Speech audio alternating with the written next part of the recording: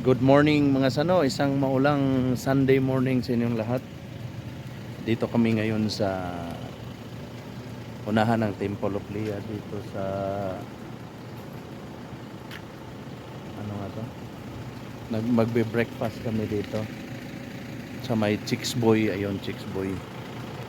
Ayun si Chicks Boy. Oh. So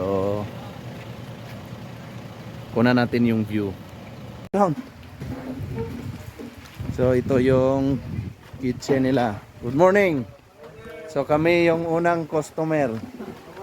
Tingnan mo yung sa ano na ng mundo ngayon, no? Baliktad na. Yung pambot na sa bukid na. Salame. Wala pa. Giniginaw pa sila. Wala pang kumakain. Ayan yung Marios at si Grandpapa. So ito yung view dito. Tabi lang to ng Temple of Lea. Ayan. Maluwag dito. Puntahan nyo. Kung akalain mo yung sarado. Wala palang ano.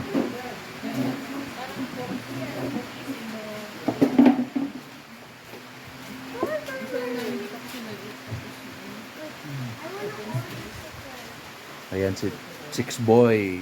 Chicken and baboy.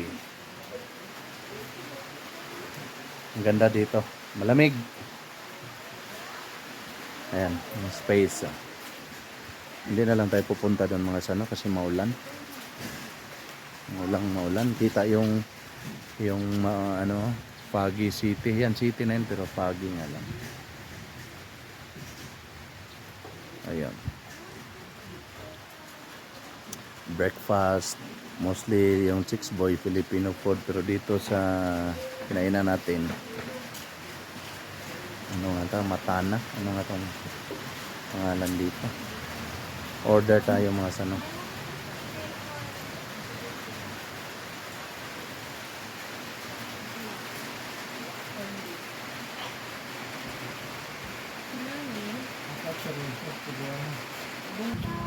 Order muna tayo.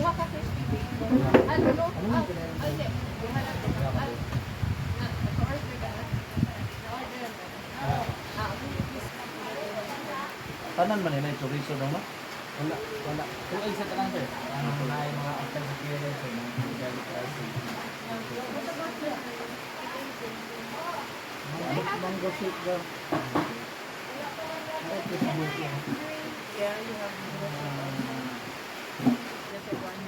Nakakuha na si Buwana.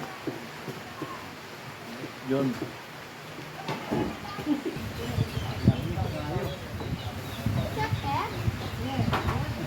Dapat ko lang kanina, may food na tayo.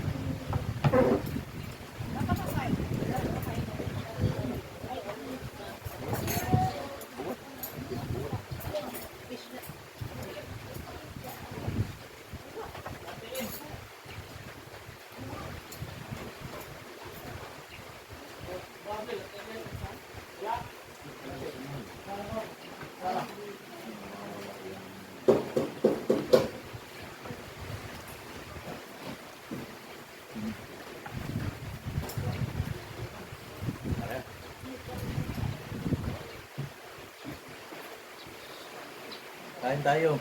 Mga sano.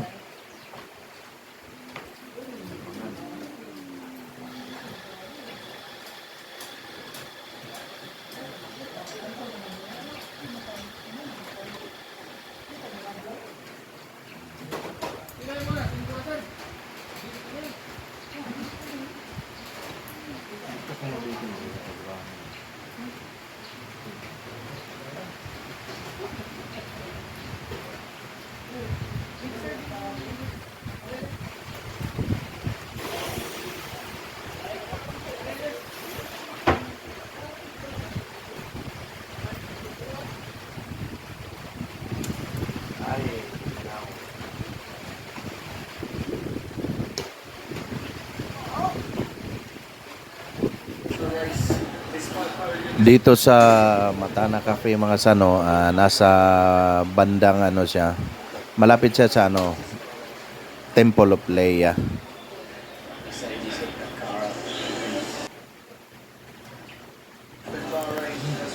From JY Square mga sano, nasa mga ano lang siya, 10 to 15 minutes. Tapos mayroong signage ng Temple of Leia, kakaliwa lang kayo.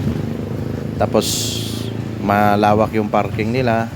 Saka marami ring mga pagpipilian na breakfast sa menu nila. Saka sa sister company din nila na Chicks Boy, meron nandun yung mga kumbaga Filipino food na hindi lang pang breakfast, kundi lahat na kompleto na. May mga seafoods, may mga scallops. Madali lang pwede ninyong i-waste. So yung order ko mga sano, mayroong yung order ko chorizo de Cebu, fried rice, 2 tuyo, saka 2 egg na yan, automatic na yan, sunny side up or depende sa inyo. Alam niyo naman yung mga silog, ganun siya. So maraming salamat sa panonood at sana mag-subscribe kayo mga sano. Maraming salamat. To God be the glory.